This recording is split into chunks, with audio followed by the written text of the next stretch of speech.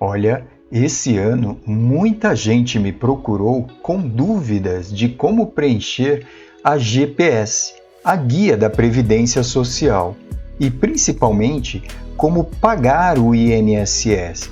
Não só como pagar, mas sim qual a melhor forma, qual forma compensa mais, pensando, é claro, no meu benefício ou, por que não, na aposentadoria. E esse vídeo, ele tá muito especial, porque eu não vou só demonstrar em relação a pagamento, eu vou demonstrar em relação à melhor previdência, a melhor forma de criar no futuro condições para realmente se aposentar. E através do INSS, a gente sabe que tem aqui o contribuinte facultativo, mas eu dedico esse vídeo principalmente ao contribuinte autônomo, que é aquele que, uma vez tendo uma atividade remunerada, ele se encontra em uma condição de obrigatoriedade para contribuir com o INSS.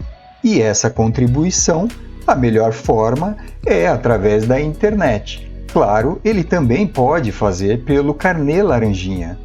E olha, esse ano, com a atualização do salário mínimo, que foi mudado novamente a partir de maio de 23, mudou também os valores das alíquotas de contribuição. E esse é um dos pontos que eu quero demonstrar nesse vídeo.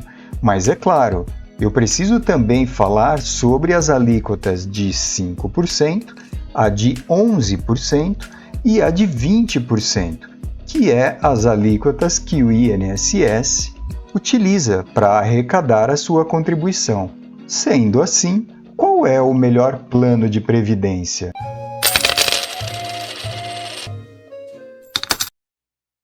Bem, olha só que legal. O canal Renda Real, ele traz conhecimento também de investimento. E aqui eu senti que seria interessante trazer as opções de previdência. E aqui no caso eu vou falar um pouco da previdência privada. O que é isso? A previdência privada é uma previdência complementar. Ela vai te trazer uma renda extra. E o que é interessante? Ela acaba se formando uma alternativa de aposentadoria particular para o futuro. As contribuições são regulares e também de longo prazo. E o interessante é que você define o valor dessas contribuições. Vai depender do seu poder financeiro. E, é claro, o grande objetivo é acumular capital e ter renda passiva. O que é renda passiva? É um rendimento onde o próprio dinheiro trabalha por você. E aqui, talvez um dos principais pontos: o valor contribuído é acumulado e é seu. Ou seja, não só o valor da renda de um patrimônio, o patrimônio é seu. E a próxima opção de previdência é a mais conhecida, a previdência pública. Ela é compulsória, ou seja, uma vez tendo atividade remunerada, a pessoa ou o contribuinte, ele é obrigado a contribuir. Ele não tem a opção, independente se é interessante ou não, ele precisa contribuir. Além de tudo, ela também oferece um seguro social, garantido pelo INSS. Então, como eu disse, a pessoa tendo uma atividade remunerada, automaticamente as contribuições têm o caráter obrigatório. Da mesma forma que a outra previdência, as contribuições são regulares e de longo prazo. E como sabemos bem, é o INSS que define o valor das contribuições. E para ter o acesso a algum tipo de benefício ou aposentadoria, é necessário atingir requisitos que o INSS estipula. E aqui, também, talvez o mais importante, as contribuições não acumulam patrimônio. Aqui, na verdade, você só terá direito aos benefícios após atingir os requisitos. Apenas com essas informações já merece um joinha, concordam? Vou explicar rapidinho sobre a correção do salário mínimo. Claro que peço para quem não for inscrito no canal, inscreva-se. E também, se você ficar com alguma dúvida em relação ao INSS, está aqui o telefone 135. Agora sim, salário mínimo, 1.302. Ele cai por terra e o valor para 2023, claro que antes disso, nós tivemos lá em 2022 o INPC, que foi a inflação, 5,93. Com isso, eu tenho um panorama do salário mínimo em 23. Era 1.212, com o reajuste de 5,93, houve um aumento de R$ 71,87. Isso equivale a um ganho zero acima da inflação e é uma hipótese que seria um salário mínimo de 1.283. Porém, a gente sabe que, na verdade, o salário mínimo teve um reajuste de 7,42, equivaleu a R$ 90, e que então o salário mínimo ficou até abril em 1.302. Isso equivale a um ganho real sobre a inflação de 1,41. Agora, a situação atual mostra que teve sim uma correção do salário mínimo em 8,91%, equivale a R$ 108. Salário mínimo atual, 1.320 a partir de maio. Isso corresponde a 2,81% de aumento real. Esse valor de salário mínimo deve seguir até o final do ano de 2023. Esse, então, é um sucinto comparativo entre contribuições e benefícios. Eu vou iniciar aqui com a alíquota de 5%. Esse é o contribuinte cadastrado no CAD único. E esse cadastro é feito ali naquelas unidades do CRAS do seu município. E o detalhe importante, ele é um contribuinte facultativo, ele não pode ter renda. Além disso, tem alguns requisitos. A renda familiar dessa pessoa deve ser de até 2 salários mínimos e a atualização deve ser feita no CRAS a cada 2 anos. E o valor era R$ 65,10, com a mudança do salário mínimo, agora é R$ 66. E, gente, lembrando, não é só contribuir com esses 5%. Deve cumprir os requisitos, ou seja, as contribuições, sem estar cumprindo os requisitos, podem ser invalidadas no período. E além do contribuinte facultativo, quem representa o contribuinte individual nessa categoria é o MEI, que é o microempreendedor individual. Só que ele contribui utilizando o seu CNPJ. E a forma de contribuir não é utilizando a GPS, e sim direto no site da Receita Federal, utilizando a guia DAS, que é a conhecida DAS-MEI. E a próxima alíquota é então o individual 11,63, com a alíquota 11%, e também o facultativo 14,73, com a mesma alíquota de 11%. Essa alíquota é o plano simplificado. Então tínhamos o valor de R$ 143,22, também com o reajuste, agora R$ 145,20. As contribuições desse plano serão sempre sobre um salário mínimo vigente. Não é permitido utilizar uma base salarial maior. É claro que também os benefícios serão sempre um salário mínimo, incluindo a aposentadoria. A terceira alíquota é a de 20%. O contribuinte individual tem o código 1007. Nessa categoria, o facultativo tem o código 1406. Esse é o conhecido plano normal. Então, tínhamos o valor de R$ 260,40, que com o reajuste passa a ser R$ 264. Então, esse é o plano que gera muita dúvida. Ele cabe bem para algumas pessoas e para outras não faz muito sentido. O valor mínimo a contribuir é sobre a base, o salário mínimo, e pode ir até o teto do salário mínimo. Então você percorre ali, pode ser entre 2.000, 4.000, 6.000, vai depender da sua condição financeira, do seu objetivo e de um planejamento previdenciário.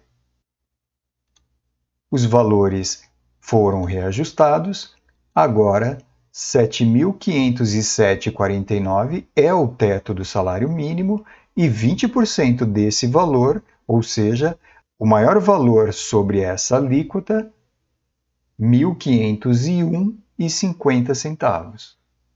E, em resumo, esse plano tem algumas vantagens para quem, por exemplo, precisa usar as regras de transição ou já fez contribuições de média superior ao salário mínimo. Então, para utilizar essa média com as novas médias de contribuição, tem que ser utilizando a alíquota de 20%. Porém, para as pessoas que já vinham contribuindo sobre uma base de salário mínimo, não tem sentido pagar 20% sobre um salário mínimo. Muitas vezes, o mais interessante é migrar para um plano de 11%, e se tiver condições ou os requisitos, também para uma alíquota de 5%. Isso depende de um prévio estudo de caso a caso. Para entender bem, o contribuinte individual é um contribuinte obrigatório. Já o contribuinte facultativo, ele contribui de forma espontânea. Eu coloquei à frente de cada código a letra correspondente, o I de individual, o F de facultativo, para não ter dúvidas sobre qual código eu devo utilizar. E além disso, eu também preciso especificar que o autônomo ele é aquele com atividade remunerada. Por exemplo, um síndico, um advogado, um corretor. E esse contribuinte, numa eventual interrupção das suas contribuições, ele ainda assegura aquela condição de segurado do INSS por 12 meses. Por outro lado, o facultativo, que contribui de forma espontânea, ele não deve ter uma atividade remunerada. É aquela pessoa que se encontra desempregada, mas pretende contribuir para não perder o período ali de benefícios e aposentadoria. Um estudante, o homem ou a mulher na situação do lar, e esse segurado, ele também, numa interrupção da contribuição, ele mantém a condição de segurado do INSS por 6 meses. E agora eu consigo traçar rapidamente nesse quadro os tipos de benefícios, começando pelas aposentadorias. Então eu tenho aqui a por idade, por invalidez e por tempo. E os auxílios, eu tenho também auxílio doença, reclusão e salário maternidade. E fica fácil de enxergar. Quem contribui com 5% tem direito à aposentadoria por idade, invalidez, não tem direito à aposentadoria por tempo, mas tem direito a todos os auxílios. Quem contribui com 11% tem direito à aposentadoria por idade, por invalidez, também não tem direito à aposentadoria por tempo, mas tem sim direito a todos os auxílios. E por fim, quem contribui com alíquota de 20%, independente do valor, tem direito à idade, à aposentadoria por invalidez e tem também a aposentadoria por tempo. Claro que aqui eu estaria falando de que quem tem direitos adquiridos e tem, com certeza, direito a todos os auxílios. Então, eu reforço a observação. Essa alíquota de 20%, apesar de dar direito a você contribuir com um valor maior, no caso, se você tem direitos adquiridos, porque após a data que houve a reforma da Previdência, em 13/11 de 2019, o governo mudou as regras. Então, para quem tem esse direito adquirido, muitas vezes vale a pena contribuir com 20%, independente do valor, de um salário mínimo até o teto do salário do INSS. Claro tem que ser feito um estudo, e esse estudo é particular, individual para cada caso, porque muitas vezes a média do benefício recebido aumenta, claro, dependendo dessa contribuição feita há anos anteriores. Se foi maior, a média do benefício será maior também.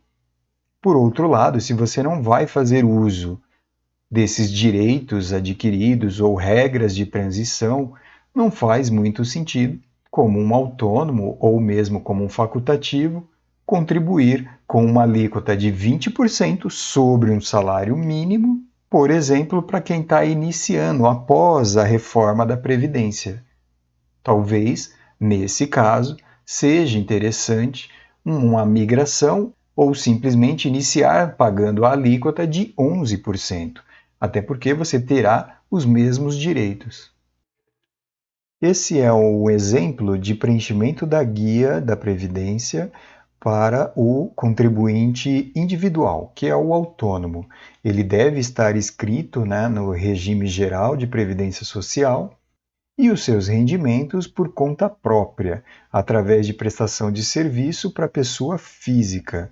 Então, por exemplo, advogado, cabeleireiro, comerciante, diarista, dentista, eletricista, pintor, serralheiro, síndico, entre vários outros.